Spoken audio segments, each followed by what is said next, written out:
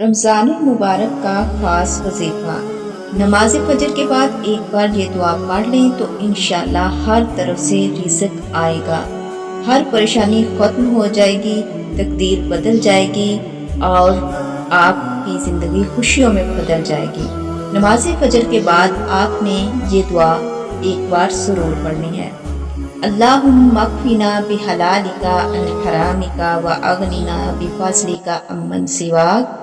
نبی کریم صلی اللہ علیہ وسلم نے فرمایا، جو بھی شخص یہ دعا پڑھے گا اللہ تعالیٰ اس کے سارے قرضے بوجھ اتار دے گا اور اس کو ہر پریشانی سے نکال کر خوشحالی دے گا، تمام قرضے اتار دے گا، اس کو ہر طرف سے رزق آئے گا۔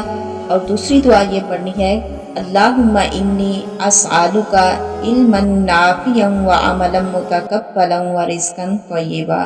یہ دونوں دعائیں پڑھنے سے بہت زیادہ فائدہ ہوگا۔ جائے نماز سے آپ ابھی تک نہیں اٹھیں گے کہ آپ کی ساری دعا قبول ہو جائے گی، ہر طرف سے رزق آئے گا اور پریشانیاں دور ہو جائیں گی۔